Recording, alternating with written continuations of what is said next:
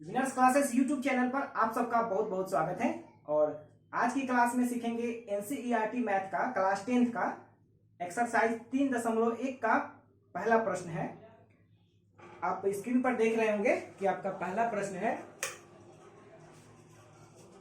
आफ्ताब अपनी पुत्री से कहता है कि 7 वर्ष पूर्व मैं तुमसे 7 गुनी आयु का था, अब से 3 वर्ष बाद मैं तुमसे केवल 3 गुनी आयु का रह जाऊंगा, तो बीजगणितीय एवं ग्राफीय रूपों में इसे व्यक्त करना है। तो क्या होता है बीजगणितीय रूप और क्या होता है ग्राफीय रूप, अब चर्चा करेंगे।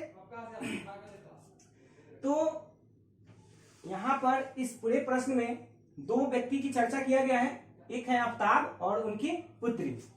तो नाम लिख लेते हैं आफ्ताब और ये पुत्री लिखें यानी कि आफ्ताब की पुत्री। उम्र की चर्चा कर रहा है तो मान लेते हैं कि वर्तमान उम्र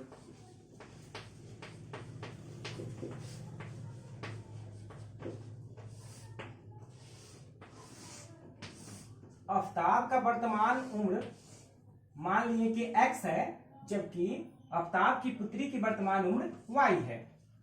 अब प्रश्न का अगले पाठ पढ़ते हैं।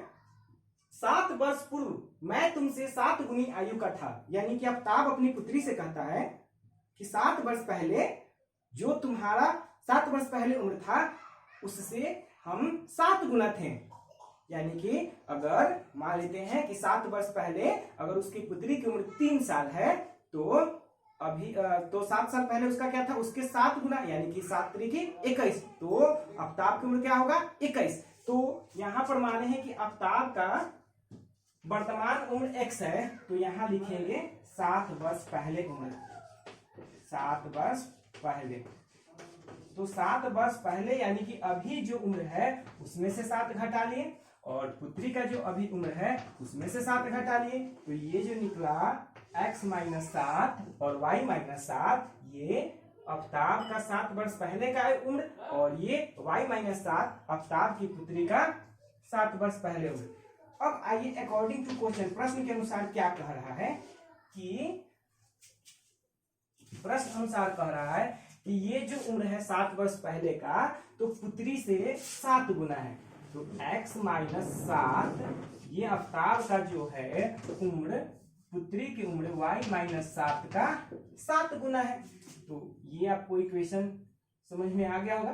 तो अब इसे सॉल्व करेंगे तो x माइनस 7 बराबर 7y माइनस 49, और इसे एक स्टेप और सॉल्व करें तो x माइनस 7y और माइनस 49 इधर में आएगा तो प्लस हो जाएगा, और प्लस 49 में से 7 आप घटाइएगा तो 42 बराबर 0।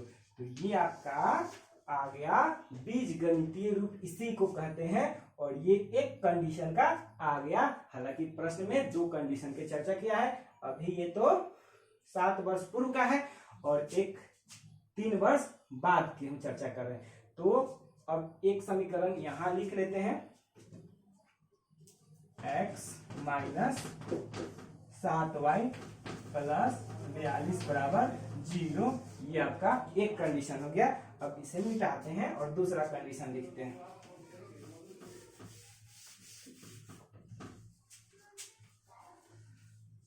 दूसरा कंडीशन पढ़ें तो है कि अब से 3 वर्ष बाद, तो अब यानी कि वर्तमान आफ्ताब है x और अब से 3 वर्ष, यहाँ पर ये 7 वर्ष पहले था तो यहाँ हो जाएगा 3 वर्ष बाद, तो x प्लस 3 और ये y प्लस 3। तो 3 वर्ष के बाद क्या कंडीशन है कि according to question x plus 3 यानी कि आफ्ताब का जो 3 वर्ष बाद की उम्र है, पुत्री की जो 3 वर्ष बाद उम्र y प्लस 3 है, इसके 3 गुना है। तो बराबर करने के लिए पुत्री की उम्र में भी 3 से गुना करके बराबर कर लिए। तो अब इसे सॉल्व करेंगे तो x प्लस 3 बराबर 3y प्लस 3 तिहाई 9, तो x माइनस 3y और ये आएगा तो इधर माइनस 6 बराबर 0। तो ये आपका दूसरा बीजगणितीय समीकरण हो गया, x माइनस 3y और माइनस 6 बराबर 0। तो ये आपका दो बीजगणितीय समीकरण निकल गया। लेकिन अभी आपको ग्राफीय रूप भी रिप्रेजेंट करना है, तो इसे मिटाते हैं और ग्राफीय रूप आपको सिखाते हैं। देखिए, ग्राफीय रूप रिप्रेजेंट करने के लिए आपका किसी भी समीकरण का दो बिंदु चाहिए।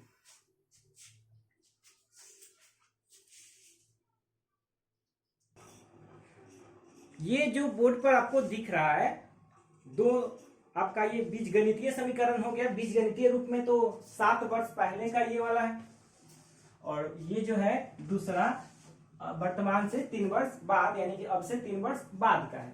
अब इसे ग्राफीय रूप में रिप्रेजेंट करने के लिए प्रत्येक समीकरण का, यानी कि प्रत्येक बीजगणितीय रूप से दो दो पॉइंट आपको निकालना होता है। तो पॉइंट कैसे निकालेंगे, तो इसे ध्यान से समझें।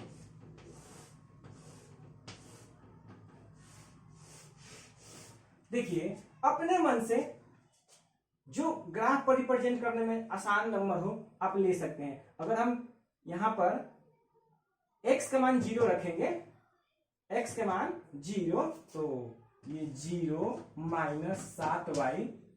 अगर x के मान क्या रखे हैं 0, तो 0 माइनस 7y प्लस 42 बराबर 0। तो यहां से y का मान आपका आ गया 6। तो एक बिंदु निकल गया, x का मान 0 तो y के मान 6।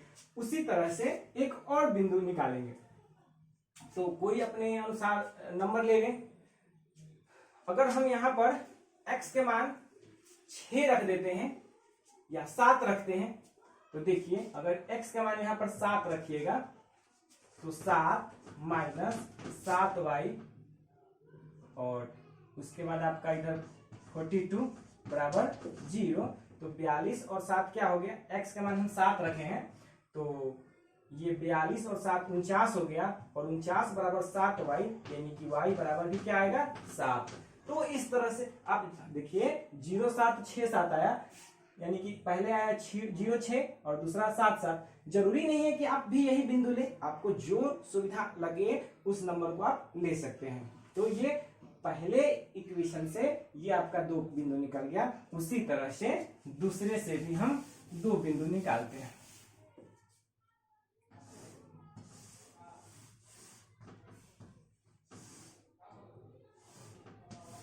x y, तो आप यहां भी देख सकते हैं कि x के जगह आप 0 रखेंगे तो आपका -3y माइनस 6 बराबर 0। x के जगह 0 लिए हैं तो -3y माइनस 6, यानी कि -3y बराबर 6। तो y बराबर आपका आया है -2।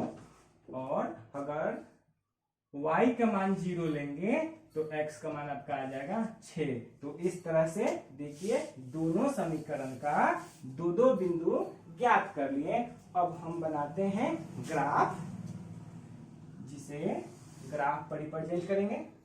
आप सभी लोग अपना एक ग्राफ की कॉपी ले लेंगे और बताए गए तरीके से अपने कॉपी पर भी बनाइएगा। देखिए, जो वर्टिकल लाइन होता है वो y, और जो हॉरिजॉन्टल लाइन होता है उसे जनरली x से डिनोट करते हैं। और x क्या था, आप माने थे आफताब की उम्र, और y क्या था, आफताब की वर्तमान पुत्री की वर्तमान उम्र y।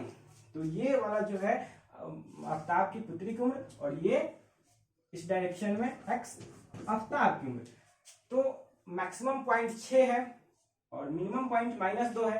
तो खैर, आप छोटा छोटा या बड़ा बड़ा अपनी सुविधा अनुसार ले सकते हैं। 1 2 3 4 5 6 7, और 1 2 3 4 ये ओरिजिन कहलाता है। नीचे वाला आपका ये निगेटिव बताएगा, और इधर भी निगेटिव बताएगा, और ये आपका पॉजिटिव बताएगा। और x का 1 2 3 4 5 6 7 8 यहां तक ले लिए। अब पहला था x का मान 0 तो y के मान 6, तो x के मान 0 होना चाहिए और y के मान 6 होना चाहिए। तो आपका यहां से देखिए 1 2 3 4 5 6, ये जो बिंदु है आपका, यहाँ पर x के मान 0 है और y के मान 6 है, एक निकल गया। दूसरा है x के मान 7 लेना है, तो 1 2 3 4 5 6 7, और y के मान भी 7 लेना है। तो यहाँ तक तो 6 था और यहाँ तक क्या था, 7 था। तो ये आपका ठीक इसके सामने जाएंगे। तो ये जो बिंदु मिला, x का मान भी 7 और y का मान भी 7, और ये जो दोनों बिंदु यहां से लेकर ये डॉट डॉट डॉट मिलाकर खींचेंगे, यही आपका ग्राफीय रिप्रेजेंटेशन हो गया समीकरण x माइनस 7y प्लस 42 बराबर 0 का। जबकि अब दूसरे का देखते हैं, x का मान 0 और y के मान -2, तो ये y नीचे में ही आएगा। तो ये आपका आ गया, एक बिंदु यहां पर मिल गया जिसे 0 और -2, और दूसरा है x के मान 6, तो यहां तक 7 था और y के मान 0, तो दूसरा ये मिल गया। तो इस दोनों को स्केल से मिला देंगे, तो ये एक रेखा और ये एक रेखा, ये जो दोनों हुआ ये आपका 3 वर्ष बाद की है और ये 7 वर्ष पूर्व के है। तो इस तरह से आपका ग्राफीय रिप्रेजेंटेशन भी ये कंप्लीट हुआ।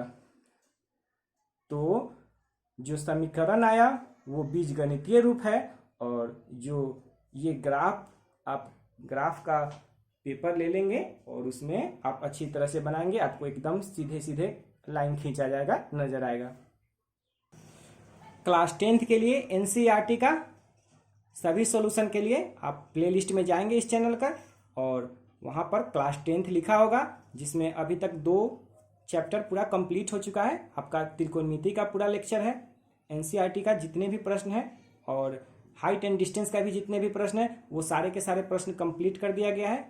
और आपको कल की क्लास में आपका इससे अगला यानी कि प्रश्न संख्या 1 आज कंप्लीट हो गया, अगले प्रश्न आपको मिल जाएंगे।